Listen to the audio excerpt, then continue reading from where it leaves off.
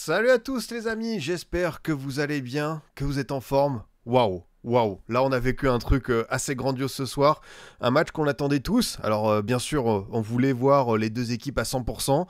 Malheureusement, comme vous savez, il y avait beaucoup d'absents des deux côtés, un peu plus pour le Paris Saint-Germain. Et c'est vrai quand on a vu la compo de départ avec Mbaye, Mayoulou devant, on s'est dit bon, ça va être compliqué hein, si le PSG perd, ils perdront avec leurs armes. Autant l'entame a été délicate. Mais là, ce qu'on a vu après, pendant une grosse heure, ça a été une démonstration. La seconde période, c'est... Franchement, je pense qu'en tant que Luis Enrique, tu dois être tellement fier de voir la performance de ce soir. Il y avait tout. Il y avait de la personnalité, il y avait des individualités qui sont phénoménales. T'as l'impact du banc. J'ai bien aimé Kang In-lee. J'ai bien aimé évidemment le but de Ramos, même s'il a un petit peu raté avant. Et ce but à la fin, et voilà, le PSG repart de Barcelone avec les 3 points, la victoire. Et finalement, tu te rends compte que même si t'as pas Dembélé, si t'as pas Doué, si t'as pas Gvara, t'as pas João Neves, t'as pas Marquinhos, 5 joueurs qui ont été majeurs l'an dernier dans la quête de la Ligue des Champions, bah, tu peux quand même aller taper un des favoris potentiels. Alors, on peut évidemment toujours dire si ce Barça peut aller au bout, mais c'est vrai que défensivement, ça a de quoi être inquiétant. Et aussi dans le jeu, parce qu'on parle beaucoup de l'aspect défensif, mais c'est vrai que ce Barça, une fois ouais, la demi-heure passée, je trouvais que c'était pas très convaincant. C'est peut-être une des performances les plus décevantes depuis que Flick est arrivé. Ça peut arriver, il y a encore des matchs pour se relancer avec les champions, mais ce qui est sûr, c'est que ça fait tâche quand tu parles d'un possible voilà, favori à la LDC. En tout cas, j'espère que vous allez bien, que vous êtes en forme, que vous avez bien kiffé votre soirée LDC. C'était quand même bien. Franchement, le match n'était pas peut-être au niveau de ce qu'on pouvait attendre parce que bah évidemment le PSG allait chercher sa victoire et tous ses absents est vraiment déçu du Barça. C'est vrai que on en attendait plus. Je trouvais que la première demi-heure était vraiment intéressante et que tu as eu le sauvetage de Zabarni, tu as eu d'autres situations en deuxième période, mais au global, je trouve que de la première à la dernière minute, ça a été vraiment pas consistant. Et ouais, ils sont passés un petit peu à côté. Alors, il y a des joueurs qui manquaient aussi de leur côté. Il y a un certain Rafinha qui a été Monsieur Ligue des Champions l'an passé. Voilà, hein, c'est peut-être aussi le genre de joueur qu'on a sous-estimé. J'aime beaucoup Yamal. Hein. Ce soir, il fait encore de belles choses. Je trouve qu'en seconde période, ça a été un peu une connexion coupée. Je pense surtout qu'il n'avait pas 90 minutes dans les jambes. Enfin, il aurait peut-être fallu sortir un peu plus tôt parce que je sentais qu'à partir de la 60e, il a commencé un petit peu à décliner. Mais voilà, si ce Barça-là, même je parle de Fermin, hein, parmi les absents, qui était sur un gros début de saison, tu te rends compte que ouais, ce PSG-là, avec tous les absents, c'est fantastique. Franchement, le match qu'ils ont fait ce soir, ouais, je suis un peu bluffé parce que là, on sort de cette seconde période et j'ai vu tout ce qu'on aime de la part de Luis Enrique, de la personnalité, des circuits de balles, les projections des latéraux, les gars. Nuno Mendes et Hakimi, les matchs ce soir, c'est très très fort. Hein. Franchement, Nuno Mendes, c'est numéro 1 à son poste et toujours difficile hein, de placer dans la hiérarchie mondiale par rapport à tous les autres joueurs. Mais le niveau qu'il a eu en 2025, quand même, surtout sa capacité à accélérer, à l'image du deuxième but. Ouais, Hakimi, pareil, il y a un nombre de courses, un nombre de belles projections. Et il y a même des 2-3 situations qui jouent mal. Hein. Il y a une situation en deuxième période où il pousse le ballon un peu trop haut. Mais non, c'est clair. Ouais, pas de choses à varier. De toute façon, comme vous le savez, on va petit à petit rentrer sur le match. Après, je pense qu'il y aura les notes de l'équipe, donc on ira voir ça de plus près. Et puis, bon, je n'ai pas vu les autres rencontres. Je ne vais pas vous mentir, c'est comme hier. Hein, il y a tellement de matchs de Ligue des Champions. J'avais le petit multiplex à côté de moi pour surveiller au moins quelques buts. J'ai vu un retourné de Gatti pour la Juventus. Je me suis dit, ah, ça c'est quand même exceptionnel. Mais non, on va parler bien sûr un petit peu de Monaco. Monaco qui a quand même pris un point face à Manchester City avec un milieu de terrain Thésée Koulibaly pour terminer le match. Donc Monaco qui va quand même qui résiste à City. C'est une belle information. Enfin, et si les gars, on avait une semaine où tous les clubs français ne perdaient pas en Coupe d'Europe et allaient faire des résultats. De mémoire, Lille joue à la Roma, l'OL reçoit Salzbourg, Strasbourg se déplace au Slovan Bratislava et Nice va à Fenerbahçe.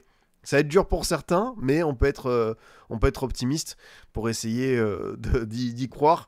Ouais, Nice, je sais que vous avez votre ennemi en tête, mais enfin, on va espérer qu'enfin ils se réveillent, qu'ils prennent un point. Au bout d'un moment, au moins ouais, ils peuvent pas non plus toujours terminer. Ouais, c'est vrai que Nice, je m'enflamme peut-être un petit peu trop, mais c'est vrai qu'on sort d'une très très belle soirée pour le foot français et on va y revenir petit à petit. En tout cas, merci à vous qui êtes présents, vous êtes nombreux. Je vois quelques habituels comme Valou PSG, Simon, je sais que c'est des supporters parisiens, JP Flaco aussi, des hommes heureux. Je vois aussi Soso Chat, la modératrice, qui vous salue, qui vous rappelle évidemment YouTube, le podcast, tout ça. Si vous voulez mettre les petits likes, les petites étoiles, n'hésitez pas. Je vois Giuseppe, un de mes acolytes de Twitter, qui est présent, et je sais qu'on est en DM avancé pour parler d'Hades 2, ce jeu exceptionnel. Donc je sais aussi que tu es supporter parisien et que tu as bien profité. Ah, salut Claudie Faucon, il n'y aura pas de bingo foot parce que malheureusement je pourrais pas stream au-delà d'une heure ce soir, mais on s'en refera, t'inquiète pas, on s'en refera à l'occasion des petits bingo foot. J'avais bien aimé la dernière fois, là je t'avoue que je pourrais pas m'éterniser trop ce soir, donc mais évidemment on reprendra ça avec grand plaisir. Je vois aussi qu'il y a Thibaut, évidemment, Thibaut qui a vécu une victoire de Dortmund 4-1 contre Bilbao, et un Dortmund, ouais, qui, encore une fois, hein, comme toujours, hein, on n'en parle pas, mais qui avance, qui va faire son parcours de LDC, et hop, tout le monde dit que c'est la finito de chez finito, et ils vont arriver en quart de finale. Donc ce Dortmund-là, c'est toujours un petit peu, je vais pas dire un épouvantail, mais un outsider qui réussit à prendre les victoires, les points qu'il faut, et puis qui se retrouve à toujours être parmi les 16-8 meilleures équipes. Donc on verra ça. De toute façon, je pense qu'on a à peu près tout dit. Je pense qu'on peut aller petit à petit, évidemment, sur les matchs, le contenu de la soirée, avec tout ce qui s'est passé. Hop. Du coup, on a vu donc... Ah oui, hier, je m'excuse parce qu'en fait... Mais personne ne me l'a dit dans le live. Hein. J'ai toujours un petit mot pour tous les matchs de la soirée. Et hier, j'ai oublié le Chelsea-Benfica. Bon, de ce que j'ai compris, j'ai vu le résumé, c'était pas dingue. Il y a juste un souci à Chelsea, c'est qu'ils prennent un rouge par match. À Monaco, c'est un blessé chaque jour. À Chelsea, c'est un rouge par match. Là, c'est Joao Pedro. Mais ils sont quand même allés chercher leur victoire contre Benfica. Et Benfica, on sait que le calendrier est compliqué malgré l'arrivée de Mourinho. Bon courage pour intégrer les 24. Du coup, aujourd'hui, on a Karabakh qui a dominé Copenhague dans les matchs de 18h45. Karabakh qui a 2 sur 2 victoires en 2 matchs. Donc pour le coup, très très belle perf, hein, franchement. Il ne manque plus que 4 points, allez, peut-être 5 points. Quand tu sais qu'il leur reste 3 matchs à domicile et qu'aller en Azerbaïdjan, c'est jamais simple. Nos petits gars de l'USG qui se sont fait punir par Newcastle avec des pénaltys de Gordon, une grosse performance de Voltemade et un succès 4-0. Du coup, on a Monaco qui a fait 2-2 contre City, Dortmund qui a battu Bilbao 4-1, Naples qui s'impose contre le Sporting avec un doublé de Rasmus Højlund. Est-ce qu'on ferait pas un petit point sur les joueurs qui quittent Manchester United et qui se transforment en régène ultime, qui sont super forts à chaque fois? Il y a un truc de dingue. Hein. Il y a un truc de dingue avec les gars qui quittent United parce que Højlund, j'ai l'impression de le voir totalement épanoui de nouveau. Vous en tirez les conséquences que vous voulez. Mais c'est vrai que pour Naples, c'était bien parce qu'il y avait une défaite contre City lors du premier match. Villarreal qui partage les points avec la Juve. La Juve qui n'a fait que 2 nuls pour l'instant. Arsenal qui domine l'Olympiakos 2-0. Match pépère de ce que j'ai vu. Voilà, ils ont géré comme il faut. Leverkusen qui se fait accrocher par le PSV Eindhoven. Attention à Leverkusen. Alors bon, ils avaient fait que nul leur première journée à Copenhague, mais c'est vraiment une entame très poussive. Et c'est vrai que c'est une saison un peu bizarre hein, avec le départ de Ten Hag qui a quitté le club très tôt. Et puis ce match, on va aller très vite là-dessus avec la victoire du PSG. On me demande la victoire du PSG à Barcelone. On me demande le classement. Le classement est là. Et c'est vrai que tu regardes les 8 premiers, tu te dis, bon, peut-être, voilà, il y a le Barça qui est tout en bas, Liverpool, mais sinon, c'est vrai que tu as un peu la crème de l'Europe, et Karabakh qui se retrouve au milieu de ça. Bon, certains médisants vont dire Dortmund aussi, mais on sait que Dortmund, à chaque fois, ils aiment faire leur petit parcours, je me répète, dans l'ombre. Et du coup, l'OM est 12e, et Monaco avec 1 point. Bon, c'est vrai qu'ils avaient pris une grosse défaite, mais tu vois, avec 1 point contre City, franchement, voilà, tu sais que tu affrontes aussi... le bon Paphos et le bon Bodo Glimt. Voilà, hein, si Monaco, même si on sait que c'est très compliqué en ce moment, qu'il y a une cascade de blessures, que sportivement, dans le contenu, c'est vraiment dur pour Adi Hutter, bah voilà, c'est le point de l'espoir. Faut jamais cracher dessus, quoi, pour les Monégasques, quoi. Non, bien sûr, Dortmund, c'est un gros d'Europe, bien sûr, mais Dortmund, c'est un club... moi, vous connaissez mon opinion sur Dortmund. Je vous le dis toujours, c'est un club qui est sous-exploité. Dortmund, ça doit être le vrai concurrent du Bayern, et juste pas un club de trading. Dortmund, il y a tout pour réussir. Il y a un stade qui est fantastique, il y a une identité, il y a vraiment... ouais, le cadre est idyllique, et juste, je comprends pas cette tendance à juste vouloir acheter des U21 anglais, les revendre et se gargariser de ça en disant, tiens, regardez, nous, dans les classements sur Transfermarkt ou l'Observatoire du foot, on est en tête parce qu'on a bien vendu nos joueurs. Ok, mais encore une fois, on parle de terrain. Moi, franchement, la comptabilité, on n'est pas en cours de SES. Si Dortmund vend bien, tant mieux pour eux, mais moi, c'est le terrain. Et je vois quand même une équipe qui n'a pas... Hein, au bout d'un moment, il serait temps. Mais je sais que je dois tourner un truc sur Dortmund et je ferai ça quand. Après, c'est dur parce que je vais faire un truc sur Dortmund où je vais pas dire négatif, mais je vais être un peu dur avec eux parce que pour moi, c'est un club, encore une fois, qui tourne pas comme il devrait être. Mais tu vois, il faut encore des victoires en LDC, mais faut pas que ce soit l'arbre qui cache la forêt. On sait qu'il y a quand même des difficultés dans ce club. Les amis, je vous propose qu'on aille directement sur le big match et ce succès du PSG qui domine le Barça 2-1 avec un but de Gonzalo Ramos à la fin. Ferran Torres avait ouvert le score, Mayoulou avait égalisé 5-6 minutes avant la mi-temps. Et quand on voit les stats, tu dis ok, il y a une domination, et surtout je pense que c'est ce qu'on a vu nous. Honnêtement, la victoire, moi les gars, je suis hyper bluffé. Je le redis, hein, avec tous les absents que tu avais, un Barça qui tournait quand même bien depuis le début de saison, même si eux aussi ont leurs absents, mais c'est vrai que tu faisais la balance des joueurs blessés, tout ça, tu disais bon, normalement c'est avantage Barça. Et c'est là que tu te rends compte qu'en fait, tant que tu auras une base défensive avec tes deux latéraux et un milieu de terrain avec un Vitinha, un Fabien Ruiz même à 70-80%, tu auras quand même quelque chose à en tirer, et c'est juste fantastique. Enfin, vraiment, moi je suis estomaqué par ce que j'ai vu, parce que l'entame a été un peu difficile. Faut le dire que voilà, t'as vu la première action, Yamal qui fait la roulette sur Barcola et l'autre parisien. Tu dis ok, là le gamin est parti pour faire un truc. Il fait une passe qui est dingue pour Ferran. Il y a aussi une autre passe de l'exter qui est fantastique avec le sauvetage de Zabarni. T'as le but qui est pas mal, hein, la construction du Barça, j'ai bien aimé parce que récupération haute. T'as Yamal qui transmet vite à Pedri qui fait 2-3 touches de balle, on croit qu'il va la mettre à droite, et finalement il la remet parfaitement à gauche sur Rashford, et la passe de Rashford est vraiment bien ajustée parce que Ferran part vraiment à la limite du hors-jeu, et lui il réussit à le mettre dans le très bon timing. Donc on a eu 2-3 actions du Barça, mais quand on connaît la qualité du Barça de Flick, c'est tellement insuffisant. C'est une équipe qui est capable de bien mieux, qui a déjà été beaucoup plus dans la maîtrise dans son match. Mais pourquoi est-ce qu'ils ont, je vais pas dire déjoué, mais quasiment à partir de la 30e, 35e, c'est parce qu'en face, t'as une équipe qui est championne d'Europe, et que je ne sais pas combien il faut leur enlever de joueurs. Peut-être il faut encore enlever un Vitinha. Après, je pense que si t'avais pas les deux latéraux, attention. Mais là, au bout d'un moment, oui, sinon, ça commence à devenir un peu de la folie. Mais c'est fou, quoi. C'est fou. Hein. Franchement, le match qu'ils ont envoyé à partir de la demi-heure de jeu, quand ils ont commencé à élever le curseur. Et ouais, Nuno Mendes, c'est de la folie. Hein. Franchement, les gars, j'en reste le souffle coupé parce que le niveau de ce gars. Alors, je sais, ce qui est bien pour l'instant, c'est vrai que non.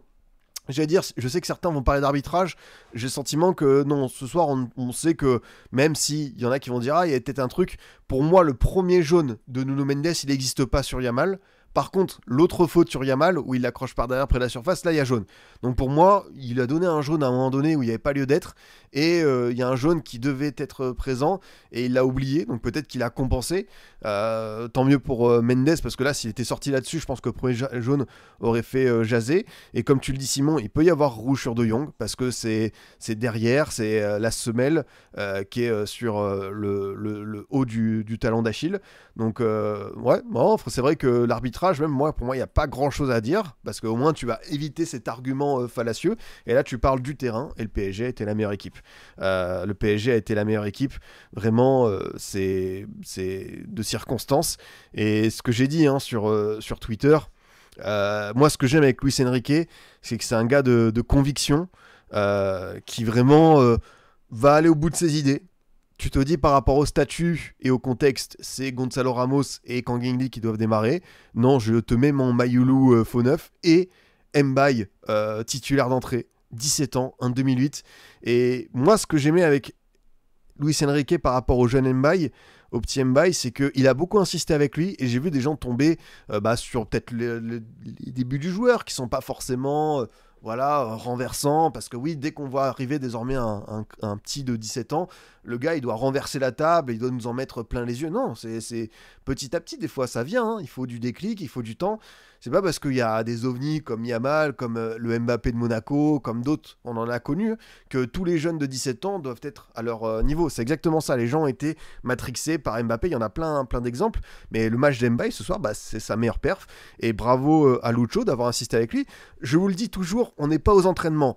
Je peux comprendre que voir Mbaye enchaîner des matchs contre Lens, Auxerre, qui tu veux, ça peut faire jaser en mode ah franchement il a un gros temps de jeu et pourtant il monte pas. Bon après il y a des gros absents donc au bout d'un moment tu peux pas faire jouer le PSG avec 5 défenseurs, 5 milieux de terrain. Il faut pouvoir aussi mettre un petit peu de talent offensif. On sait qu'Mbaye c'est un gros espoir de l'académie, qu'il a été intégré assez vite avec le groupe pro. Bah là les gars, il y a rien à dire. En fait c'est le coach Luis Enrique, pour moi il a gagné le droit de faire ce qu'il veut. S'il veut regarder le match en tribune pendant 90 minutes, qu'il le fasse si ça lui permet de mieux observer le jeu de son équipe. S'il veut mettre son fils titulaire dans l'axe avec Zabarni et Pacho, qu'il le fasse. Il a vraiment ce crédit qui est pour moi quasiment illimité. Je ne sais pas jusqu'à quand, mais c'est un entraîneur qui a...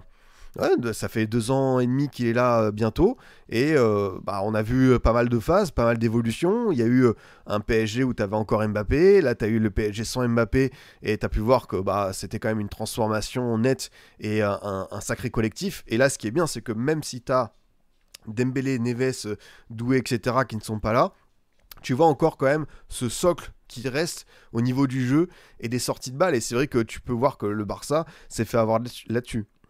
Le Barça s'est fait nettement avoir là-dessus parce qu'ils ont été incapables de résister à ces vagues, à cette personnalité.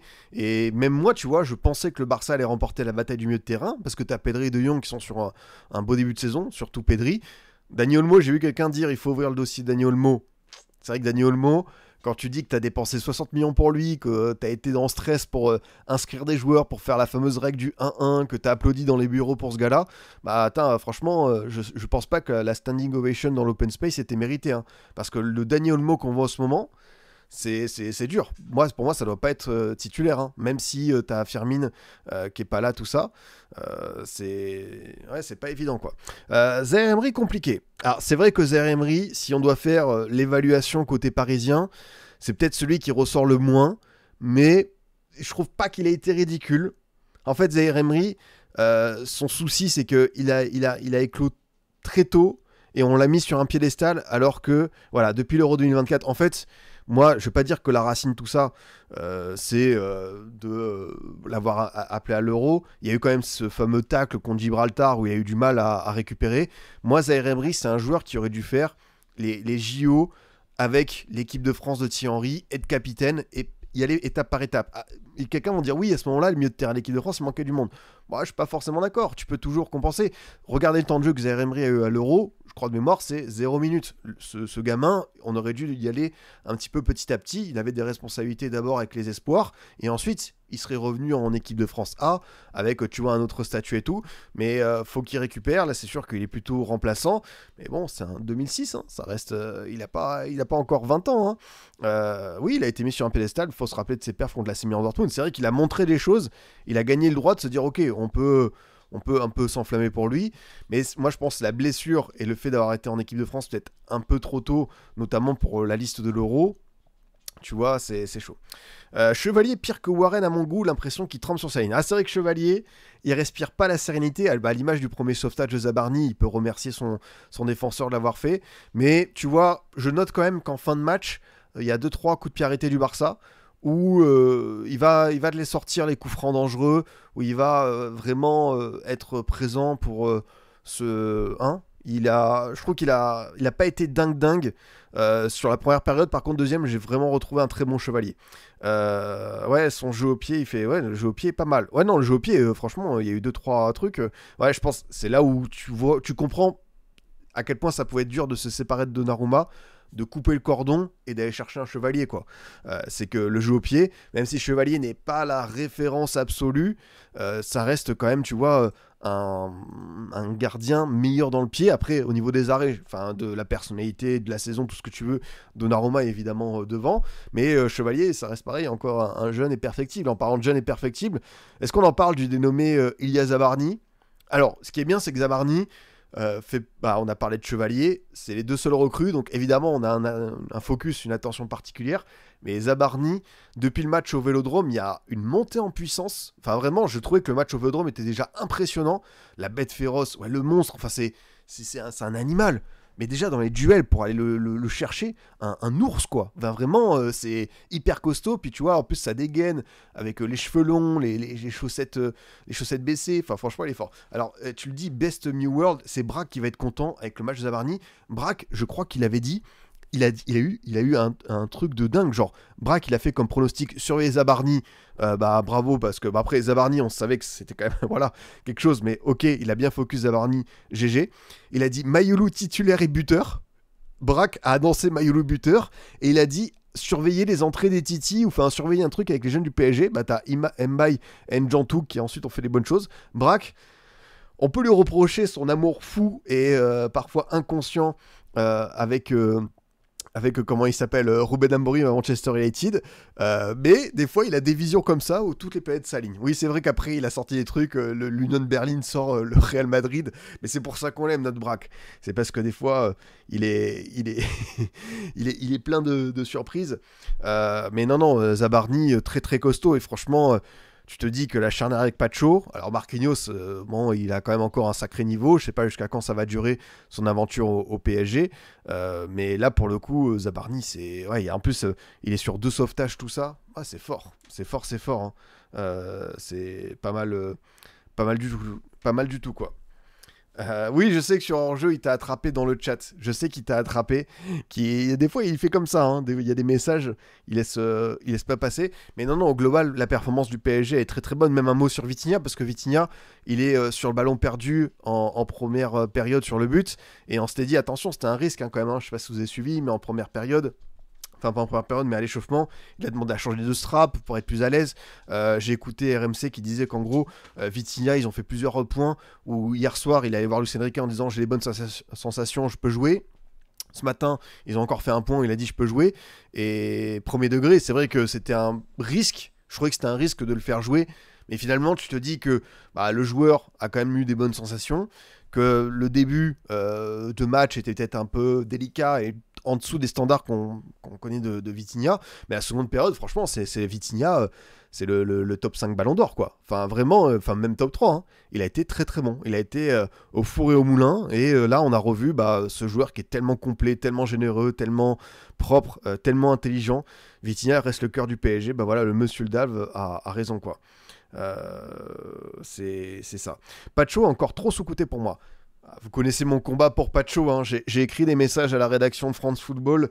Je suis prêt à aller faire un sitting devant leurs locaux à Boulogne pour dire non, Pacho aurait dû être dans la liste des 30 du Ballon d'Or, et je ne comprends toujours pas cette anomalie absolue. Et ce soir, c'est vrai qu'il a été bon. Il y a encore plusieurs matchs où il a sauvé, où il a été serein, il a été bon.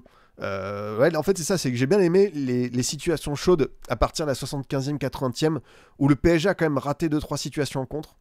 La finition de Barcola, peut-être un petit peu de tendresse de la part d'Hakimi sur certaines situations. Le PSG a eu des gâchettes pour faire mieux, des cartouches, et ils n'ont pas réussi à conclure dans ce domaine-là. Et par contre, tu vois, défensivement, je trouve qu'ils ont été bons, quoi. Alors évidemment, tu as concédé des coups francs à l'image de la faute de Nuno Mendes. Les ressorties de balles, ouais, c'est... tu ne peux qu'être dithyrambique pour le PSG. Et ils sont... Vous connaissez, moi, mon favori pour la LDC cette saison, c'est le Bayern, parce que je trouve que c'est une très belle équipe et qu'elle joue bien. Mais ce qui est sûr, c'est que ce PSG-là est bien sûr favori encore une fois à sa propre succession. Enfin, quand tu vois ce qu'ils réussissent à faire contre ce Barça-là, que tu as d'autres cadors du foot européen qui sont un petit peu timorés, Liverpool, City, tu as le Real aussi, on a vu leur premier gros match, ils ont pris 5-2, donc tu te dis attention. Et pour le coup, le PSG, bah, une fois que tu récupéreras tout le monde, curieux de voir s'il y aura du mercato hivernal, parce que est-ce que Campos, Luis Enrique vont pas quand même éviter, tu vois, cette période, après je veux dire, t'as envie d'éviter. Ça t'a coûté une défaite à Marseille, mais en Ligue des Champions, t'as montré un match qui est tellement généreux de personnalité que bah, tu te dis, est-ce que tu as besoin de recruter finalement? Moi, je me dis, tu vois, prends peut-être un joueur de complément en plus, parce que des fois, le banc est quand même léger, et que c'est bien, tu vois, d'avoir un tout petit peu plus de rotation. Mais ouais, ce soir, tu ressors plus que vainqueur, quoi. Ah, le PSG Bayern, il va être très sympa, hein. C'est vrai que c'est qu'un match de groupe, mais on sait que l'an dernier, ça avait été une victoire du Bayern avec le PSG qui n'était pas encore prêt, mais qui n'avait pas été non plus ridicule. Là, ça va être très sympa, ouais. La sortie de balle de Lee est 4-5 joueurs au pressing. Non, mais c'est vrai que pour terminer, avant de parler de ce Barça qui nous a déçus, l'apport du banc aussi ce soir, hein. Encore une fois, on a la confirmation que Gonzalo Ramos est le Ole Gunnar Solskjaer des temps modernes. Je sais pas si les plus jeunes auront la ref, mais on a un joueur qui a un niveau quand il sort du banc et ou quand il est titulaire qui a rien à voir, honnêtement. Enfin, à lui de faire mieux, à l'image du match d'Auxerre qui était bah, très très décevant et qui était pas bon du tout. Là, il peut s'en prendre qu'à lui-même, tu vois. Mais là, ce soir, bon, après, il a eu 2-3 ratés, 2-3 mises en route. Mais sinon, sur le but, bah, c'est ce qu'il faut, quoi. Dans la finition, dans le déplacement, dans la projection par rapport à Hakimi, c'est vraiment du très très bon timing. J'ai beaucoup aimé aussi l'entrée de Kang In Lee. Kang In Lee, un petit peu aussi déçu au global de son aventure parisienne parce qu'on en attendait plus. Après, pour être sur le banc, joueur de complément, c'est très bien. Mais tu vois, on sait que c'est un joueur qui avait un truc un peu spécial lors de ses années à Valence, à Majorque. Et j'en attendais davantage. Et on l'a vu des fois en Ligue 1, mais en LDC, ça a été, on peut le dire, insuffisant. Et là, pour le coup, l'entrée, elle est très bonne. Et lui aussi, ça peut le remettre un petit peu dedans parce que on en parlait. Quand Guingli, s'il quittait cet été le PSG, tu vois, il n'y avait pas de scandale. Et là, pour le coup, c'est bien, ouais. Alors, c'est vrai que Kang In-lee et Gonzalo Ramos font figure de super sub dans cette équipe. Et même le petit N'Jantou, hein, franchement, 10-15 minutes dans le grand bain, comme ça, un partout. Pas évident. Alors, t'as senti, tu sais, un petit peu de. Pas de flottement, mais des ballons de la surface où tu sais, il a eu tendance à s'excentrer, à pas forcément encore avoir le contrôle parfait. Mais c'est ça qui est fort de la part de Lucho, hein, c'est de continuer à donner du temps de jeu à ces petits-là. Et dans le rythme, non, franchement, je trouve que il y a eu au moins des ballons touchés, il y a eu des trucs qui ont été très intéressants de sa part, et ça mérite de le revoir, tu vois, en titulaire en Ligue 1, à 9-10 reprises, parce que ce joueur-là, ça peut être vraiment propre. Ouais, non, victoire sur l'aspect intégration, mais c'est vrai que on a souvent eu des gros débats sur l'intégration des jeunes parisiens par les différents entraîneurs à l'époque de QSI. On a eu plusieurs phases, hein. On a eu qui leur faisaient jamais confiance. On a eu d'autres qui c'était un par génération, type Kipembe, Rabiot. Il y en a d'autres qui ont tenté vraiment d'aller beaucoup plus loin, comme Tourelle, avec Kouassi, avec Aouchiche, pas forcément avec toujours des victoires. T'as Pochettino qui les laissait de côté. Galtier de mémoire, c'était pas dingue. Ouais, Tourelle, c'était un de ceux qui essayait. Après, tu vois, il s'est pris les carottes parce que Kouassi est parti libre, enfin, il est parti au Bayern. Aouchiche, finalement, il a filé à Saint-Etienne. Mais en vrai, lui, il a tenté. Galtier critiquait Titi. Vraiment, des fois, quand tu regarderas, rien contre lui, hein, mais quand tu regarderas la liste des entraîneurs du PSG et tu verras Totov Galtier, tu te diras, qu'est-ce qui c'est. C'était quand même une autre époque. Ouais, Galtier a lancé Warren. C'est vrai que c'est lui. C'est vrai. On peut lui rendre ça. Ouais. Non, j'avoue. Il l'a lancé très très jeune. Donc, on peut lui tomber dessus à Totov. Ah ouais, c'est vrai qu'après, il y a Ekitike, mais c'était pas forcément... ouais, ce que tu dis, ouais, Mian, c'est pas forcément un jeune du PSG. Et non, Luis Enrique, lui, il va de plus en plus loin. On sait que le centre de formation du PSG, bah voilà, depuis 15 ans, ils ont quand même sorti de sacrés noms. Et c'est une équipe où malheureusement, tu as des fois un embouteillage pour arriver en équipe première, où tu as la crème de la crème à l'élite mondiale. Et c'est pour ça que tu as des joueurs qui sont obligés de partir. Les Ayman Kari, les Fadiga, les Gassama, tout ça. Il y en a plein, hein, tu vois, qui, dans un autre univers, auraient pu avoir un petit peu de temps de jeu. Mais là, Luis Enrique, tu te dis, tiens, t'es un jeune du centre de formation, t'es un U17, t'es un U19, tu vois ce qui se passe en équipe première, bah, ça te donne envie, tu vois, de rester, de te battre pour ta place et de taper à la porte cette équipe-là, quoi. La Poche avait lancé Michu et Xavi Simons, c'est vrai. Mais il y avait un truc bizarre quand même à l'époque. Je me souviens qu'à l'époque, beaucoup réclamaient un peu plus de temps de jeu pour eux et qui gardaient des sénateurs, des joueurs. Tu sais, à l'époque, t'avais quoi? T'avais Rafinha, t'avais Danilo Pereira, t'avais. Non, Carlos Soler, c'était. Si, t'avais peut-être. Non, Carlos Soler, c'était peut-être l'année de Galtier, quoi. Donc, ouais, c'était bizarre. Ils ont fait venir le boss du centre de formation du Stade Rennais, ce qui arrive est terrifiant. Bah écoute, on va suivre ça de près. C'est vrai que quand tu vois la tête pensante de la formation rennaise et le potentiel parisien, c'est fort. Ouais, c'est vrai qu'Alex Tape qui a fini à Leverkusen, c'est un regret. C'est un regret. Lui, bah après, tu vois, Lucho, il lui a donné du temps de jeu. Il a mis titulaire à Strasbourg. Il a mis plusieurs fois titulaire en Ligue 1. Et après, c'était un choix du joueur. Donc, on peut que le regretter. Mais d'autres, tu vois, ils pourront saisir leur chance. Ander Herrera. Ouais, bien vu. Bien vu, bien vu. Ander Herrera, parmi les joueurs qui ont gratté du temps de jeu vis-à-vis des Titi, c'est bien là. Du coup, je vous disais, ouais, perf du PSG, bah honnêtement, c'est un nouveau match référence dans un autre style, parce que tu sais que maintenant, même avec une équipe bis, une équipe diminuée, bah tu gardes des gros principes et tu peux aller battre une équipe top 5 européen, donc c'est quand même fantastique ce qu'on a vécu. Le match du Barça, bah déçu, ça avait bien démarré. C'était le mercato de Galtier, Renato Sanchez, Ekitike, Carlos Soler, Nordi Mukele. Franchement, c'est chaud quoi. C'est très très chaud. Et le match du Barça, bah c'était pas à la hauteur des attentes, pas à la hauteur du rendez-vous, pas à la hauteur aussi un petit peu du trash talking. Hein. Faut le dire, hein. Les Barcelonais ont bombé le torse.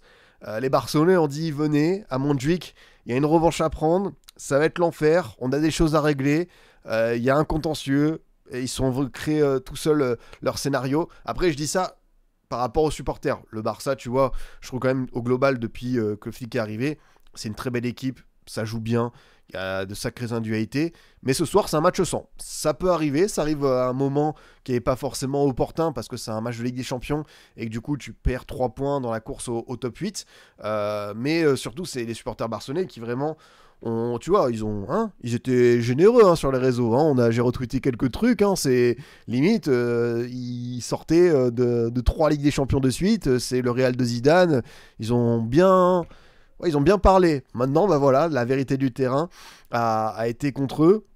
Et le seul truc, le truc qui m'interpelle, c'est le départ d'Inigo Martinez. Inigo Martinez n'a pas été remplacé. Je trouvais que sa paire avec Koubarsi marchait très très bien. Eric Garcia a fait son match ce soir, il a été très très bon, mais Koubarsi n'a pas forcément été au niveau, à l'image du premier but encaissé sur la frappe de Mayoulou et ce bel enchaînement où il se fait un petit peu avoir dans le timing. Faut qu'on le dise, Inigo Martinez manque à ce Barça, et le fait de ne pas avoir pu le remplacer, c'est dur. C'est dur, et même si lui il a eu cette opportunité en Arabie Saoudite, j'aurais bien qu'il continue encore 1 an, parce que je trouvais qu'il avait le niveau physique, il avait surtout tout court une fiabilité, une régularité. Ouais, Koubarsi, non, il s'est fait envoyer. Ouais. Il s'est fait envoyer. C'est le genre de match où ouais, tu comprends que le petit va encore devoir s'aguerrir. Et tu vois, j'ai parlé de Koubarsi qui s'est fait envoyer. Je trouve que Koundé, c'est pas simple aussi ce soir. Hein. Koundé, il y a plusieurs fois où il a été en souffrance par rapport à Nundo. Même Mbaye, à un moment donné, lui a donné le tournis. Donc, De Jong, j'ai pas forcément bien aimé son match au-delà de la 30e. Pedri a un peu plus existé que lui, mais c'est pas le meilleur match de Pedri. Rashford, par contre, c'est bien parce que il y a une passe D et il y a eu plusieurs. Lui, il a fait des dégâts dans son couloir. Ferran marque. Voilà, il fait le job. Il peut faire un peu mieux. Il y a un gros retour de Ferran aussi en seconde période où il fait un tacle d'attaquant. Et c'est le genre d'attaquant qui peut se faire punir par un penalty. Et lui, le tacle, il l'a fait de manière propre. Non, mais Ferran, pour moi, il fait son taf. Il fait son taf. Oui, c'est vrai que Pedri a raté des passes. C'est vrai qu'à un moment donné, il y a une transmission à Yamal qui paraissait abordable et il n'a pas été assez juste. Donc, Pedri peut être aussi humain. Dani Olmo, on a commencé à en parler. Inquiétant. Inquiétant le match, inquiétant le début de saison, inquiétant la forme. C'est ça, le Barça n'était pas connecté et Olmo a fait partie de ces joueurs qui ont manqué à leur devoir, qui n'ont pas été... le Barça a joué un match, Olmo en a joué un autre et il était absent. Je sais pas où est-ce qu'il avait la tête ce soir, mais c'était pas bon du tout. Le match de Lamine Yamal, bon en première période, à l'origine de plusieurs actions dangereuses, récupération sur le but, vraiment pas mal. Et après, il a décliné. Alors, certains vont dire qu'il a décliné parce qu'il n'est pas assez bon. il y a un niveau physique aussi à prendre en compte, mais voilà, il y a eu une montée en puissance du PSG, et lui, pour moi, Lamine Yamal, je le redis, il aurait pas dû jouer les 90 minutes. Je pense qu'à partir de la 60-65e, il était cramax, et malheureusement, le faire jouer, c'est un petit peu comme le match de l'Inter, souvenez-vous, en prolongation à Giuseppe Meazza. Il avait joué tout le match parce qu'il a été très très bon sur la double confrontation. Mais au bout d'un moment, il avait un peu le syndrome du héros, il en faisait trop. Et là, tu vois, il avait plus de jus. Et ça reste un jeune joueur. L'endurance, la caisse physique a ses limites. Et quand il perd un petit peu, il perd de son influx nerveux, il perd un petit peu de sa lucidité. Et c'est vrai que sa deuxième période, elle est pas bonne. Elle est pas bonne. Mais oui, c'est vrai que Andy Flick aurait dû sortir. Je suis désolé, mais Flick, par moment, se trompe. Ouais, non, mais comme je vous le dis, ça peut arriver. Et est-ce qu'il faut tomber dans la dramaturgie absolue? Un petit peu comme le débat qu'on a eu qui était très intéressant hier, je trouve, sur Liverpool, parce que beaucoup ont dit Arne Slot, fraude, Arne Slot, ça va pas depuis un moment. Oui, je sais que beaucoup de supporters voient leur équipe gagner et voient leur équipe très souvent gagner, mais il faut pas non plus tomber dans un truc de pourri gâté. Enfin, ça peut arriver une mauvaise période de temps en temps. Après, il faut pas tomber dans un truc infernal type Manchester United ou Chelsea il y a 2 ans où t'es totalement à dérive, mais oui, les grosses équipes peuvent avoir leur période un petit peu de moins bien. Le PSG l'a connu l'année où le LOSC de Galtier prend un LDC. Il y a des années en Ligue 1 où ça a été aussi compliqué pour eux. Ça leur arrive. En Ligue des Champions, ils se font sortir tôt. L'équipe, elle n'est pas assez bonne. Donc ce Barça-là a connu un coup de mou. Maintenant, on va voir si Flick a de la ressource, parce que c'est le moment de vérité pour se réveiller et proposer un autre visage. Après, il y a des joueurs qui n'ont pas marché. Tu vois, on a parlé des statuts avec Luis Enrique. Pour moi, Olmo, ça doit sauter, quitte à mettre un jeune de la Masia qui a plus d'envie, qui a envie, qui a plus la dalle, quoi. Parce que là, c'est pas évident. Il va falloir que ce Barça devienne moins dépendant de Pedri. En fait, ouais, c'est par séquence. Je me demande si c'est pas trop dépendant de Pedri, trop dépendant de Rafinha, trop dépendant de Yamal. Tu vois, des fois, tu te dis ça. Même Fermin, qui faisait un vrai bon début de saison. Ce Barça-là doit être capable d'exister un peu plus collectivement sur 90 minutes, parce que l'entame est pas mal.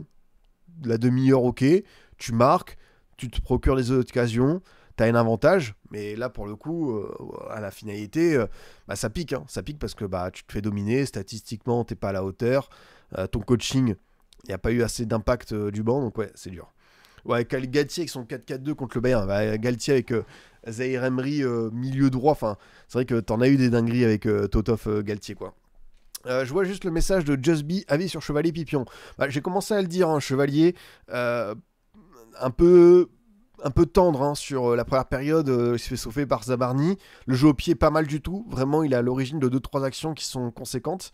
Je te dis, c'est un match où il n'y a pas eu non plus une multitude d'occasions, mais j'ai bien aimé cette fin où il a été assez rassurant. Il y a des sorties aériennes où tu vois, il a capté des ballons sur coup franc et corner, c'est propre. Ah, tu sais quoi, tu me donnes envie de revoir cette compo du PSG Bayern de 2023. Alors, PSG Bayern, Donnarumma, Hakimi, Marquinhos, Ramos, Nuno Mendes. T'as quand même ta base à 3 de la vainqueur de LDC.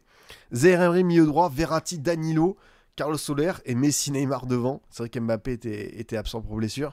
Et t'as quand même Fabien Ruiz et Vitinha. Enfin non, il était rentré en jeu, il était sur le banc, pardon. Fabien Ruiz et Vitinha qui étaient remplaçants et qui étaient entrés ce soir-là, quoi. C'est vrai que tu peux te dire que tu reviens de là, quoi. Et le Bayern avait, c'est vrai que c'était l'époque où ils avaient plus Lewandowski, ils n'avaient pas encore Kane, du coup c'était qui l'attaquant? Le Grande Choupo-Moting, quoi.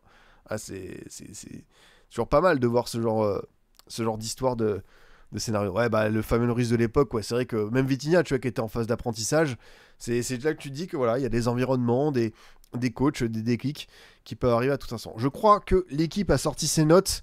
On va aller checker ça, les amis, les notes de l'équipe, voir un petit peu ce qu'en dit l'équipe. Alors juste, hop, dézoomer pour voir ça. Du coup, les notes de l'équipe. On y va vite fait. 6 pour Chesty, 5 pour Koundé, 3 Eric Garcia, 6 Koubarsi, 4 pour Martin, 3 De Jong, 6 Pedri, 5 Yamal, 3 Olmo, 5 Rashford, 7 Ferran Torres. Ok, côté PSG, 6 Chevalier, 8 Hakimi, 7 Zabarni, 6 Pacho, 8 Mendes, 7 pour Zaïre Emery. Ils ont apprécié davantage le match de Zaïre Emery que Vitinha et Fabien Ruiz. 6 pour Mbaye, 6 pour Mayoulou, 4 pour Barcola. Et Luis Enrique 9 et 3 pour Andy Flick. Donc voilà, vous avez les notes en résumé. Olmo, ils disent, hop, il s'est vertué à gêner les relances de Vitinha, mais il a souffert de la comparaison avec Fermin. Il a essayé de lui proposer des solutions, mais son apport était trop inégal avec du déchet. Lui aussi a été en dessous dans les temps forts parisiens, remplacé par Casado. Nuno Mendes, 8, le meilleur latéral gauche du monde. Oui, 2 fois. Oui, le Portugais a livré une partie assez bouillissante. Certes, Yamal est passé ponctuellement dans le 1 contre 1, dont le premier très spectaculaire, mais Nuno lui a livré une bataille féroce. Et qui dans le monde à son poste est capable de réaliser ces 2 percées exceptionnelles, dont celle qui mène au but de Mayolou? Personne. Sa qualité de coup de pied arrêté fut inégale et fini ailier aurait pu être le héros sur une tête de près. C'est vrai aussi.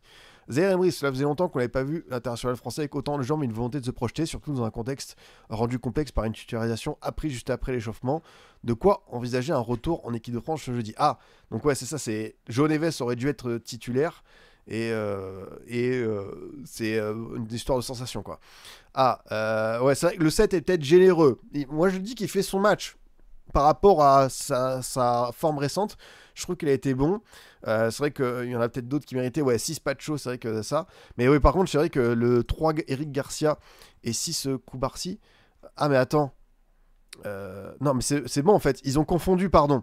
En fait, il y a une erreur entre la feuille de match des notes et ce qu'ils ont mis. Parce que Koubarsi 3, le jeune défenseur de Barça était en immense difficulté. Ok. Et Eric Garcia, il a tenu à bout de bras son équipe à plusieurs reprises dans le match. Donc, c'est bien une erreur de ça, quoi. Très généreux le set de Zaire Emery. Oui, c'est un set de récompense, un set de victoire. Peut-être on s'enflamme un petit peu quoi. Je veux juste voir ce qu'il dit sur Luis Enrique parce que 9 pour un entraîneur, c'est rare quand même. Il y a peu d'entraîneurs qui relancé des gamins de moins de 20 ans comme Seny Mayolou et Ibrahim Mbaye face au Barça. Le technicien a choisi de jouer sur la profondeur, un pari gagnant. La manière dont son équipe, malgré les forfaits, notamment celui de João Neves, a géré la seconde période est remarquable et son coaching absolument parfait. Il a une lecture des matchs exceptionnelle. Bah franchement, je change pas un mot. Je trouve ça a été très très juste quoi. Ouais, non, Vitinha 6, mais je pense que c'est peut-être la première période où ils vont le. Voilà. Sa première période a été très lente des standards avec une perte de balle amenant l'ouverture du score du Barça. Il s'est ressaisi après la pause avec une présence bien plus impactante et plus conforme à son influence. C'est vrai que la première période est. Voilà, on l'a connu bien mieux. Il y a le but qui arrive du Barça, mais le niveau de la seconde période est tellement bon. C'est vrai que je pense que ça méritait peut-être un point de plus. Attends, l'Espagnol a tenu un rôle extrêmement précieux en récupérant des ballons, mais aussi en déclenchant de nombreuses reprises de pressing haut sur les sorties de balles barcelonaises et pouvait difficilement offrir mieux après une semaine sans trop s'entraîner en raison de douleurs. Bah, en vrai, le texte, ça correspond plus à un 7 qu'un 6, tu vois. Mais après, on chapote d'un point, enfin on chipote d'un point, ça c'est clair. Ibrahim Mbaye réussir à afficher autant de personnalité à Barcelone pour une première en LDC est le signe d'un gros potentiel. Présent sur l'égalisation avec un relais parfait pour Nuno Mendes, il a fait mal en deuxième période dans ses duels. C'est vrai qu'il a été très très bon, franchement, à Koundé, il a donné du fil à retordre. Une égalisation du gauche pour Mayolou, une belle occasion, mais surtout beaucoup de courses et d'énergie dépensée pour aider son équipe. Il aura tout donné et terminé la rencontre complètement épuisé au poste de milieu de terrain relayeur après avoir débuté attaquant. Ouais, je suis bien d'accord. Pacho 6. Torres est typiquement le type d'attaquant qui peut le mettre en difficulté. L'Équatorien traverse des premières minutes douloureuses, souvent prises par des appels dans son dos. Ce fut beaucoup plus consistant ensuite avec une volonté de défendre en avançant et cette faculté à défendre en profondeur. Bah, tu vois, pareil, ça mérite plus 7 que 6. Zabarni. Auteur de sauvetage spectaculaire mon suit devant Torres, l'ancien défenseur de Bournemouth, a assuré des couvertures efficaces et dégagé beaucoup de sûreté, très sur balle au pied. Il est en outre auteur d'une tête dangereuse sur un corner de Mendes. Ouais, c'est ça. Et Hakimi. Ah, les Chevaliers, ils mettent 6, tu vois. Voilà, très attendu après son raté face à l'OM, le gardien a finalement vécu une partie très tranquille, impuissant sur le but. Il n'a pas de situation dangereuse à gérer avant la 64e minute et cette occasion. Et puis c'est ce qu'on disait sur ça, quoi. Ouais. Comment tu aurais noté les entrants? Bon, les entrants, je vais être assez élogieux hein, parce que t'as Hernandez, franchement, il a fait le job. C'est un 6. Njantou, vraiment pas mal pour un petit, il joue que 10 minutes. 6. Et Ramos et Lee, je leur mets 7. Alors Ramos, il y a un raté, mais c'est le but à la fin. Et Lee, je trouve que l'entrée, il a montré enfin quelque chose. Il a montré vraiment de vraies belles choses, quoi. Ça, c'est clair et net. Ouais, c'est vrai que le 5 de Rashford, c'est un peu sévère pour lui. Je crois qu'il était quand même.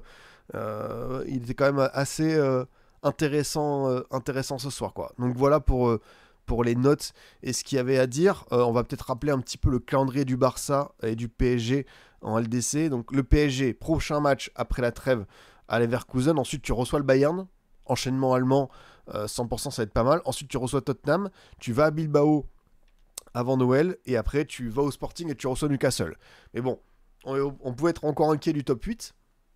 Mais là, pour le coup, ils ont montré qu'ils avaient l'étoffe de pouvoir faire de très très belles choses. C'est vrai qu'Hernandez revient bien. C'est vrai qu'on a rarement vu Hernandez aussi bon, aussi frais. Il faudra voir combien de temps ça dure cette histoire.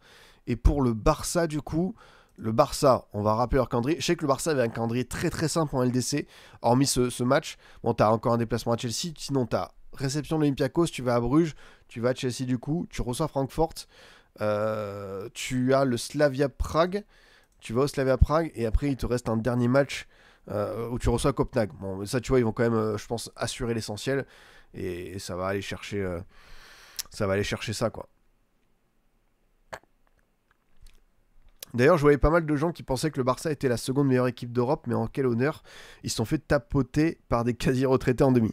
Non, non, mais après, c'est sûr que ils ont le jeu, ils ont les individualités et ils ont un potentiel fou. Faut le dire. Hein. Enfin, des fois, il y a des matchs où tu poses devant le Barça.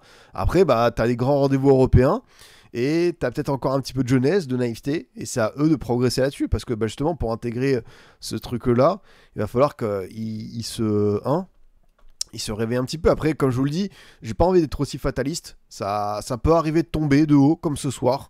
Le principal, c'est de s'en relever. Et il y a plein de matchs pour le faire. T'as encore un beau rendez-vous en LDC là qui va venir à Chelsea, même si c'est pas peut-être le rendez-vous que t'attendais contre le PSG pour régler tes comptes. Mais ce qui est sûr, c'est que oui, je suis d'accord avec vous. La défense, on savait qu'avec le départ d'Inigo, même l'an dernier, c'était des fois léger. Et encore plus quand t'avais tes absents, Koundé et Baldé qui n'étaient pas là. Il n'y a pas eu de recrue dans ce secteur-là. C'est là où moi je suis sceptique. Est-ce qu'il y aura un mec qui va arriver cet hiver? Mais après, tout dépend de ce que tu attendais. Mais bon, tu vois qu'il y a un Mosquera qui a filé à Arsenal pour 15 millions d'euros, qui est un défenseur très prometteur. Tu vois, un Mosquera, je sais pas, hein, peut-être que c'était le genre de coup que le Barça aurait pu faire. Après, peut-être que Valence voulait pas vendre en Liga. Mais oui, ça manque peut-être d'un gros décès, tu vois. Ça manque d'un mec avec la carrure d'un Zabarni, par exemple, que tu vois là. Ça manque peut-être d'un Upamecano qui est très très bon avec le Bayern, quoi. Mais oui, il faut une recrue. Je pense qu'on est tous d'accord là-dessus. Ouais, le Barça était sur Hysén. Après, le prix de Hysén, je sais pas s'il pouvait aller là-dessus, quoi. Du coup, bah, je pense qu'on a fait une très grosse page sur ce Barça PSG et c'était justifié. Un petit mot quand même sur les autres matchs parce que Monaco a pris son point contre City avec une compo d'équipe et un milieu de terrain Koulibaly-Tézé. Bah, chapeau à eux parce que ça a été très très dur. J'ai l'impression que certains parlent de braquage de hold-up, que le penalty à la fin pour d'ailleurs la main, c'est pas forcément trop ça. Mais pour le coup, je leur donnais pas vraiment de chance. Je me dis que c'est peut-être dans genre de moment dur où tu peux aller chercher quelque chose. Pourtant, t'as Vanderson qui s'est encore blessé. Ça commence à devenir dur. Juste le banc de Monaco ce soir, t'as Mika Biarret, Stanis Indoubo, Georges Nikena, Kassoum Ouattara, Pape Cabral, Kevin Riquet, Takumi Minamino. Et sinon, sur le terrain, tu vois, t'avais un trio offensif Akliouche, Ansu Fati, Balogun. T'avais une défense à 3, Kerr, d'ailleurs, Salissou. Putain, c'est franchement, on dirait une compo de Coupe de la Ligue. Enfin, vraiment, on dirait un truc que quand tu fais tourner au max et que tu vas faire un sixième de finale au stade de la Vallée du Cher contre Tours, commenté par Patrick Montel. Mais vraiment, c'est ce genre de compo en Ligue des Champions. Tu te dis, qu'est-ce qui s'est passé, quoi? Entre l'absence de Mercato et un blessé par jour, parce que t'as pas Mawissa, t'as pas Zakaria, t'as pas Lamine Camara, T'as tellement de monde. T'as, comment il s'appelle, Radetski qui manque aussi à l'appel. Je l'ai vu le but de Thésée. Je l'ai vu parce que j'étais sur multiplex. Du coup, j'ai vu quand même, tu vois, les actions et les moments chauds. Et le but de Thésée est remarquable. Franchement, le but de Thésée, de toute façon, il te fallait ça. Il te fallait des coups du sort, des buts improbables pour t'en sortir. Et Monaco, bah écoute, est encore vivant. Et maintenant, ça va être à eux de concrétiser ce point, de le bonifier. Parce que bah, la saison est encore longue. Ouais, j'espère que ça va le faire pour eux parce qu'il y a quand même des joueurs intéressants. On n'a pas envie totalement de les enterrer. C'est sûr que c'est une très mauvaise passe. Du coup, Monaco va encore aller à. C'est quoi? Va recevoir Tottenham après la trêve, va aller à Bodo Glimt et ensuite c'est ça. T'as déplacement à Paphos, tu vas au Real, tu reçois la Juve et entre-temps tu reçois Galatasaray. J'avais oublié un match. Mais tu vois, si Bodo Glimt, Paphos, Galatasaray. Allez, il faut que tu fasses un 7 sur 9 si tu es optimiste. Peut-être que ça pourra passer en barrage. Mais c'est chaud, quoi. La défense de Monaco est encore moins rassurante que celle du Barça. Bah, en vrai, quand tu prends les noms, tu te dis que, enfin, ils ont su rester. Par contre, Haaland, qui en a 17 buts, il y a qu'un seul match cette saison entre la Norvège et City où il n'a pas marqué. Et comme vous le savez, on avait étudié ça la dernière fois, la Norvège a de bonnes chances d'enfin participer à une Coupe du Monde. C'est vrai qu'on a Kane et Mbappé qui sont sur des stats, des standards très très hauts. Et tu as d'autres attaquants, tu vois, qui suivent très très bien comme Alvarez. Attention, je pense que cette année, on peut avoir des buts, une course au soulier d'or qui peut être totalement effrayante. Franchement, on peut atteindre un niveau de délire. Ouais, quand tu vois qu'il y a des mecs qui sont à quasi 20 buts ou 20 buts même fin septembre, début octobre, ça donne le tournis, quoi. Donc voilà, c'est vrai que t'as en plus la compo de City, elle est envoyée quand même, tu vois, avec Haaland, Doku, Foden, Reinders, Bernardo Silva, Rodri derrière. T'as Savigno, ouais, franchement, on a envie quand même. C'est vrai que je me disais que ça fait un moment que Cherki est blessé. J'aimerais bien le revoir sur le terrain. Tu dis qu'Haaland a touché très très peu de ballons. Alors, j'ai envie de voir parce que je sais qu'Haaland il est capable de ça, de vraiment toucher très peu et de bonifier ça. Haaland, Haaland, hop, ballon. Est-ce qu'il y a vraiment le nombre de ballons touchés? En tout cas, passe réussie. Haaland est à 2 sur 3. Donc c'est quand même très très peu, quoi. Attends, les stats, ils ont pas fait juste 3 passes, quoi. Là, les stats, elles sont pas à jour parce que là, j'étais en train de me dire, oulala, comment ça, il y a des milieux de terrain de City à 78% de possession qui ont touché seulement 3 ballons. Il y a un problème d'équation de calcul. Ça, c'est clair et net, quoi. Haaland, ouais, le match d'animal, quoi. Haaland, 17 ballons touchés, mais 2 buts. C'est là où on l'attend. Hein. C'est là, de toute façon, hein, tu sais, des fois, qu'il peut déconnecter les trucs. Bernardo Silva, ça prend un peu cher. Et voilà, non, mais on verra ce que ça fait. Hein. On verra ce que ça fait pour cette équipe monégasque. Je sais pas si à 18h, ça continuera jusqu'au bout. Mais il y a une infirmerie qui est tellement pleine que j'ai pas non plus envie de l'accabler, dire attention, à 100% il doit tège. Peut-être qu'il fallait changer l'été dernier. Peut-être que l'échec contre Benfica aurait dû prononcer sa fin. Mais là, quand tu vois tous les absents, en fait, j'en veux plus au mercato absent. Et tu te dis que si Monaco avait pris un défenseur supplémentaire et surtout 2 milieux de terrain, tu vois, pour la profondeur de banc, parce que bon, comme on le dit, hein, le retour de Paul Pogba, on l'attend, on voit les vidéos à l'entraînement, mais bon, on sait que c'est un gars qui n'a pas joué 90 minutes depuis 3 ans et demi, donc c'est ça. Ouais, les blessés, le fond de jeu. Ah non, mais le fond de jeu, mais même hein, en fait, tu peux te réfugier des fois derrière les blessures, le carton rouge à Lorient qui était sévère, mais avant le carton rouge de Kerrer à Lorient, ils sont quand même dans le dur à 11 contre 11 contre les Merlus, quoi. Donc pas simple à jouer. Ah, Akliouche va partir cet hiver sûrement. Ah bah. Après, Akliouche n'est pas sur un début de saison fou, mais tu te dis que s'il y a 50 millions d'euros à récupérer, quitte à ce que tout le monde soit à vendre et que tu sois vraiment dans le creux de la vague lié aux droits télé, peut-être que c'est le moment de bazarder tout le monde et de repartir avec une équipe très très jeune, quoi. Tu vois, ils l'ont déjà fait, hein, époque Thierry Henry avant le retour de Jardim. Tu vois, ils avaient une équipe avec beaucoup de jeunes, avec 2-3 reliquats, et finalement, ils ont su petit à petit revenir sur le devant de la scène, refaire des campagnes européennes, refaire des top 3 en Ligue 1. C'est une équipe qui attirera toujours du monde, Monaco, hein, parce que tu as un centre d'entraînement qui est moderne, qui est incroyable. Non. À Kliouche, c'est pas vrai, il reste jusqu'à CDM. C'est vrai que c'est peut-être le choix logique. Hein. Tu te dis que maintenant que tu as été appelé une fois par la Dèche, tu peux continuer à rester. Et enchaîner d'ailleurs demain. Et oui, vous le savez, je sais que vous êtes impatients. La liste de Didier Deschamps avec voilà, une trêve internationale qui arrive dès la semaine prochaine. Cachez votre joie, hein, les gars. Hein. Je sais que vous êtes impatients de revoir ces matchs contre l'Azerbaïdjan et la bande à Dédé. C'est vrai que moi, c'est mon avis, hein, évidemment, partisan pour réformer tout ça et arrêter ce système de 3 trêves à la suite, septembre, octobre, novembre. On n'en peut plus, ça casse bien le rythme, quoi. Sinon, du coup, on a la Juve qui s'est fait accrocher par Villarreal. Un très beau but de Mikotadze, vraiment un enchaînement dans la surface avec un beau relais qui va finir de près et tromper Perrine. T'as Gatti qui a mis un retourné, je me suis dit, oula, on part sur une soirée un peu incroyable. Conceição, un très beau but dans son style habituel. Et puis, vous connaissez le coup de l'ex, Renato Veiga, qui était à la Juve il y a encore 3-4 mois, et qui marque, et qui permet au sous-marin jaune d'aller chercher son petit point. Et il y a eu, David a un petit peu croqué, j'ai l'impression, ce soir. Bon, après, quand on regarde le 11, quand Kenan Yildiz a pas cette magie, t'as le 11, il est... On peut dire qu'il est un peu flippant ou pas? Parce que quand même... Bon, j'aime bien Kaloulou, mais David, quand il marque pas, ses matchs parfois peuvent être très très durs. Coupe Miners, échec industriel monumental à 55 millions d'euros en provenance de l'Atalanta. Cabal est revenu de longue blessure, donc je vais pas l'accabler. McKennie, Locatelli au milieu de terrain. Alors McKennie, il peut rendre des services, mais ça n'a jamais été un crack absolu. Cambiasso, il a des fois eu ses limites. Kaloulou, c'est un bon soldat, donc à la limite, pourquoi pas lui. Kelly, Gatti, Perrine. Putain, mais franchement, pareil, la Juve, hein, c'est... Ah, le downfall, waouh. Bon, après, sur le banc, tu vois, t'as du Chico Conceição, t'as du Vlahovic, t'as du Zegrova, t'as Openda et Kostic et Zegrova qui ne sont pas rentrés. Donc, quand même, un petit peu de marge. Mais ouais, Kefren Turam qui est absent et même Bremer. Ça, c'est le genre de joueurs, ça manque un petit peu, quoi.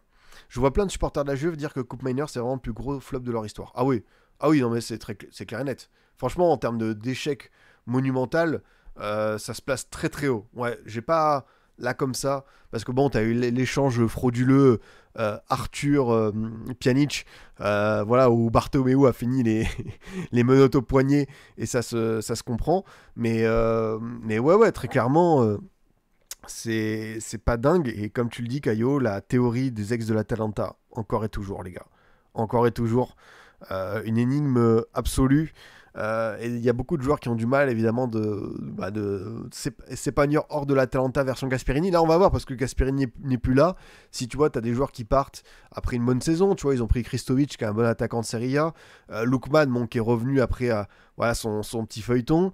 Je suis hâte de voir, mais c'est vrai que tu fais le bilan des Gossens, des Hattebourg, des Papou Gomez, des Ilicic. Il y en a un paquet, quoi. Des joueurs qui n'ont pas confirmé, quoi. Mais après, tu vois, t'as d'autres joueurs, genre Ederson au milieu de terrain. Je suis persuadé que lui, tu le mets dans un autre contexte. Si t'avais un joueur à aller chercher, c'était plus Ederson que Coupe Miners, quoi. Mais c'est vrai que ça commence. La liste, elle s'allonge un petit peu. Après, t'as eu d'autres joueurs, tu vois, après, qui étaient un peu plus jeunes, comme Kulusevski ou Romero, qui sont quand même des bons joueurs à Tottenham. Donc, c'est pas non plus une vérité absolue, mais ça commence à faire quelques noms où tu te dis, ah, attention, prendre un joueur de l'Atalanta, c'est quand même... il faut y aller avec des pincettes, quoi. Et non, oui, évidemment, j'ai vu quelqu'un dire le João Mario en Big 2025. C'est pas même João Mario, c'est aussi un Portugais, mais lui, c'est le latéral de Porto, quoi. Arsenal qui, voilà, petit match pépère, un peu de gestion. J'imagine, ouais, Trossard et Martinelli titulaires. T'avais Lewis Kelly qui était aussi présent comme Ben White. Par contre, les gars, le banc d'Arsenal, en vrai de vrai, on se pose 2 minutes. Est-ce que c'est pas le meilleur banc de tous les clubs engagés? Enfin, je me demande la profondeur de banc qu'ils ont. C'est quand même un peu des cochons, parce que Christian Mosquera, Saka, Eze, Timber, Rice, et tu as Norgard, Nwaneri, Calafiori et le petit Max Doman, le petit prodige qui ne sont pas rentrés. Franchement, le banc, il est dingue, hein. Le banc, c'est ce qu'il fallait. Doubler tous les postes, arrêter les bêtises. Et certains vont dire, voilà, machin et tout. Non, mais Arsenal avait l'argent pour. Ils l'ont fait. Ils ont bien dépensé. Et ils ont eu raison.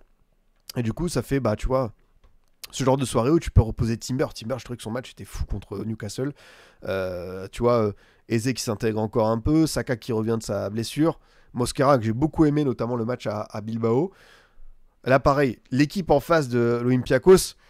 Ce que j'aime avec l'Olympiakos, c'est vrai que comme tu le dis, Francky, il manque Havertz, Madueke, Hincapié. Quand même, hein. C'est vrai que t'as encore des blessés, quoi. T'as encore des mecs qui ne sont pas là. Et oui, juste très bonne nouvelle, hein, Saliba a prolongé. Et très beau discours. Vraiment, tu sentais que t'avais l'envie de... Parce que Saliba, on parle d'un joueur qui est quand même courtisé depuis pas mal de temps par le Real. Et le Real, on sait que c'est le genre de club, tu vois, qui peut donner le tournis, faire partir d'un très beau projet comme celui d'Arsenal. Et ouais, il s'est engagé à long terme. Et tu sens qu'il y a... Et dans le discours aussi, il y a des mots très forts pour Arteta. Et tu sens que tous les joueurs sont à fond vers lui, et que c'est, je vais pas dire leur gourou parce que le mot est fort, mais c'est vraiment leur guide, quoi. C'est vraiment un mec, ils ont envie de gagner pour lui, et maintenant il y a plus qu'à appliquer, quoi. Et comme je vous disais, ouais, ce que j'aime avec l'Olympiakos, c'est comme les clubs turcs, c'est que des fois, tu sais, c'est des 11 où tu retrouves des gars que tu as oubliés depuis un moment. Gelson Martins qui était passé par Monaco, Daniel Podence qui avait fait de mémoire un petit peu à Wolverhampton, t'as Pirola, ça a dû faire 5-6 ans, Red Sauce qui de mémoire avait fait un passage à Saint-Étienne, voilà. Passage un peu éphémère à Saint-Étienne. Bon, voilà, éphémère, 4 matchs, voilà, c'est le bon terme. Un match à Sheffield, 7 matchs à l'As Vérone. Le mec, il a vraiment enchaîné des prêts laborieux. Et du coup, ouais, c'est fort. Et par contre, hommage évidemment, il y a aussi Mehdi Taremi, il y a Bianconé. Hommage au plus beau blaze. Les gars, je suis obligé de prendre un maillot d'Olympiakos. Parce qu'Olympiakos, il y a un gars qui s'appelle Lorenzo Scipioni. C'est moi, ça y est, c'est mon poulain. Je suis obligé. En plus, le maillot d'Olympiakos a un petit flow. Parce qu'évidemment, avec le nouveau design Adidas sans le logo, bah tu vois, le maillot, il est pas mal. Hein. Franchement, le maillot, il est propre. Donc, écoutez, Lorenzo Scipioni, ça va être le prochain. Voilà, ça c'est mon gars sûr. On le recrutera sur la première carrière football manager, quoi. C'est moi au pluriel en italien. C'est exactement ça. C'est exactement ça. Ensuite, on avait évidemment Dortmund. On a parlé en début de live, qui a déroulé contre Bilbao, victoire 4-1. Ça n'a pas été simple de ce que j'ai vu. Bilbao est revenu à 2-2 avec un but refusé pour hors-jeu, je crois, de mémoire. Mais ce qui est fou avec Dortmund, c'est une stat qui est quand même assez pertinente. On a eu 8 buteurs, enfin on a 8 buts, 8 buteurs différents en LDC. Premier match, tu as Aydemi, Nmecha, Couto, Benzemaini. Et là, tu as eu Svensson, Chukwuemeka, Guirassy, Julian Brandt. Ça n'a pas arrivé tous les jours d'avoir 8 buteurs comme ça, différents sur tes 8 premiers buts. Donc Dortmund, voilà, innove encore une fois. Mais voilà, c'était un match qui était à leur portée face à une équipe de Bilbao qui avait été intéressante lors de son premier match contre Arsenal, mais qui manquait peut-être un petit peu encore de vécu dans cette compétition. La Dortmund, tu te disais, bon, c'est peut-être plus prenable qu'Arsenal, mais tu as encore cette expérience LDC qui parle, et tu vois, ça a fait la différence. Et le 11, bah, tu vois, c'est vrai qu'Adeyemi est sur une plutôt bonne période. Lui, le problème, c'est qu'il est capable de te faire 3-4 matchs de suite très très bon, et après avoir un gros trou de moins. Et pourtant, c'est un joueur qui a un talent à exploiter, et j'espère qu'un jour qu'il trouvera ça. T'as le banc de Dortmund, par contre, c'est minimaliste. Hein. T'as très très peu de joueurs, quoi. Bon, t'en as 8 quand même. Hein. Et tu vois, t'as du Schlotterbeck qui revient. T'as Emecha, t'as Brandt, t'as Bayer, t'as Fabio Silva. Mais tu vois, tu compares avec le banc d'Arsenal qu'on a vu. En termes de quantité, c'est pas l'opulence hein, pour le bon vieux BVB, comme dirait Jean-Charles Sabatier. Mais ouais, Dortmund qui s'offre encore une fois un beau succès. T'as Naples qui domine le Sporting avec un doublé d'un dénommé Rasmus Højlund et déjà une connexion avec Kevin De Bruyne qui a été sur le deuxième but vraiment une qualité de passe. Je pense que vous pouvez aller voir le centre, comme on dit, la galette. Et ce qui était sûr, c'est que Højlund, par sa taille, alors des fois on l'a comparé à Haaland, parce qu'évidemment, attaquant, grand, scandinave, mais je pense que la comparaison s'arrête vraiment là.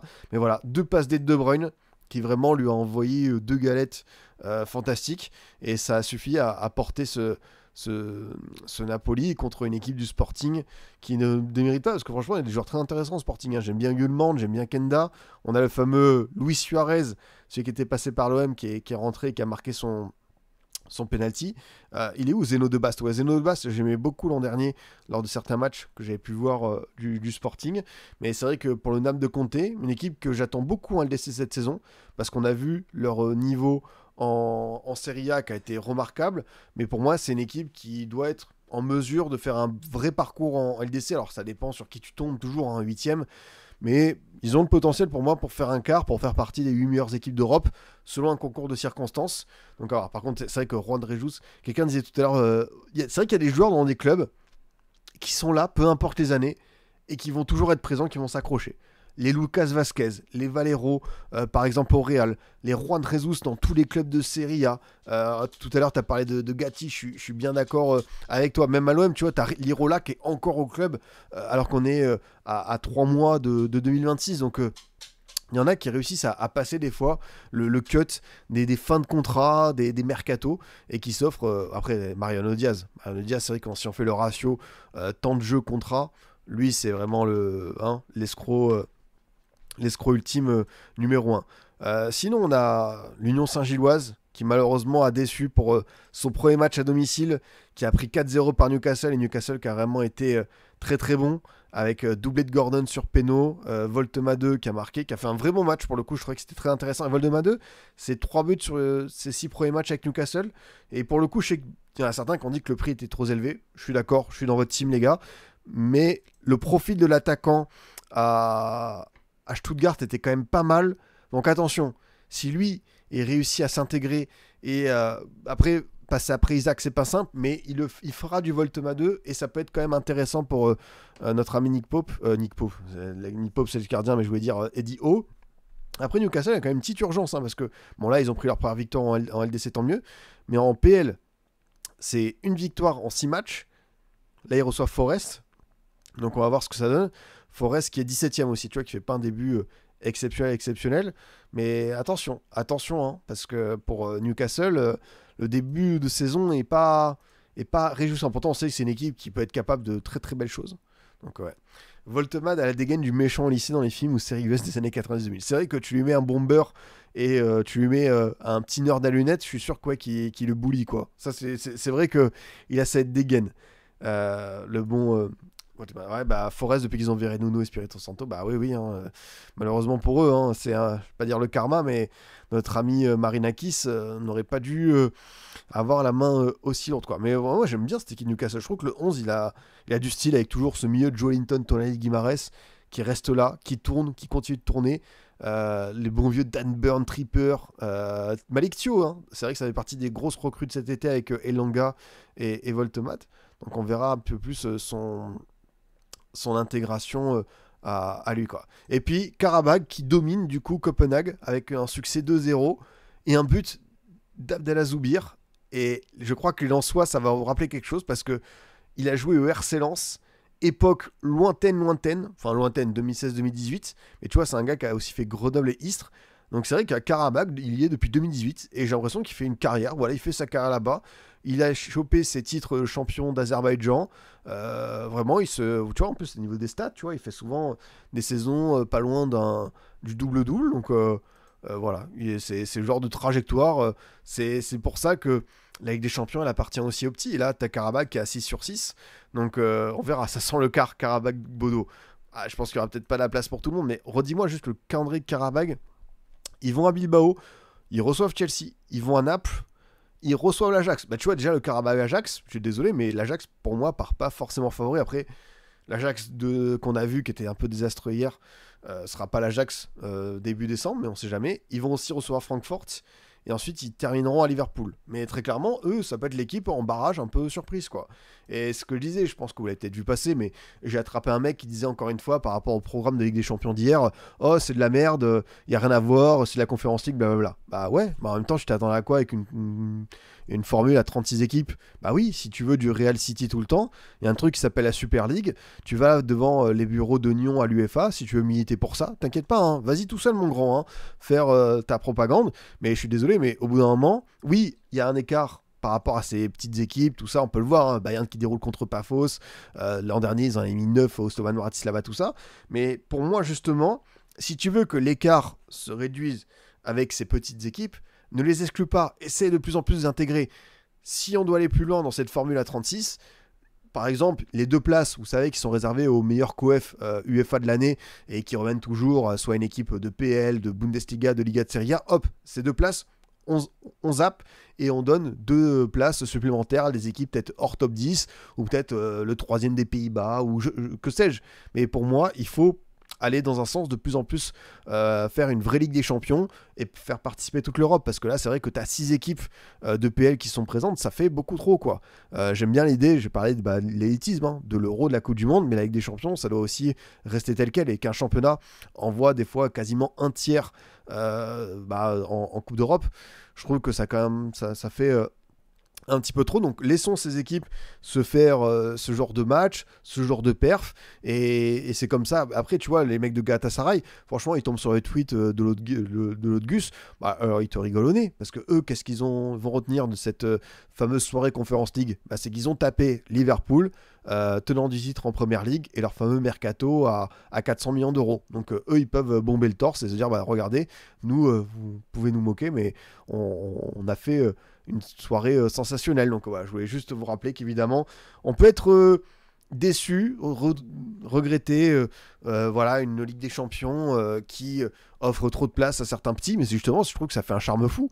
Alors des fois, ça fait des trucs un peu extrêmes comme le Karat Almaty, mais voilà, si c'est le principe du foot, c'est d'avoir des surprises, c'est d'avoir des parcours en Coupe de France, c'est d'avoir des équipes capables de faire des exploits. Et la Ligue des Champions, pour moi, n'échappe pas à cette règle. Le Sheriff Tiraspol qui tape le Real, la Paul Nicosie qui tape l'OL. On avait eu le FC Bâle qui avait déjà mis 5-0 à Benfica. Enfin, tu vois, ça existe, hein, des chocs comme ça. Des moments où tu dis waouh, qu'est-ce qui se passe, parce que bah, justement on leur offre cette chance de pouvoir y participer et de s'offrir des résultats comme Copenhague quoi. Du coup, prochaine journée de LDC les amis, on va se le refaire, donc rendez-vous après la trêve d'octobre. Barcelone Olympiakos, c'est Kairat Paphos. On a le Kairat Paphos les gars, 18h45 le mardi 21, tout le monde doit être présent, vraiment on veut savourer ce moment. Ensuite, on aura à 21h Newcastle Benfica, PSV Naples, Leverkusen PSG, USG Inter, Copenhague, Dortmund, Villarreal City et un très bon Arsenal Atlético. Hâte de le voir celui-ci. Le lendemain, on aura Bilbao, Karabag et Galatasaray Bodo Glimt à 18h45. C'est bien hipster, hein. J'aime bien ces deux affiches-là, hein. Ça va être sympa.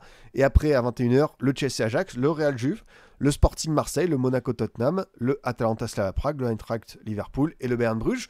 Elle va être sympa cette journée. Il y en a encore qui vont dire que c'est la Conference League. Vous savez quoi ? On s'en fout. Nous, on sera là pour kiffer. Bah écoutez, c'était bien sympathique. Encore bravo au PSG. Franchement, c'est le genre de match que tu peux te refaire à froid parce qu'il y a beaucoup de choses à dire dessus. Vraiment, c'était une perf qui restera à l'échelle de cette équipe et du banc. Chapeau au PSG. Nous, on se retrouve, si tout va bien, dimanche, le débrief Ligue 1. Voilà, on va se replonger dans notre bon vieux championnat avant cette trêve internationale. Merci à vous de m'avoir suivi. Encore une fois, c'était super sympa. Vous étiez bien nombreux, très chauds sur le Barça PSG. Ça m'a fait bien plaisir d'échanger avec vous. Comme toujours, je vais mettre dès à présent la rediff sur YouTube. Donc n'hésitez pas à aller là-dessus pour ceux qui sont arrivés en cours. Même si vous voulez continuer à mettre des likes, des commentaires, vous abonner pour me soutenir, ça fera toujours plaisir. Également en podcast, le débrief de Scipion. Je pense à la team audio. Je sais que vous êtes très nombreux, vous m'écoutez souvent. Dédicace à vous, vous êtes des cracks. Et moi, je vous souhaite voilà, une très bonne fin de semaine. Pas de débrief demain, non, je vais être au repos. Les gars, j'ai d'autres activités demain, malheureusement, je pourrai pas. Mais on essaiera de te faire un point conférence Europa. Une fois que ça aura bien avancé, peut-être faire ça à mi-parcours, ça peut être pas mal.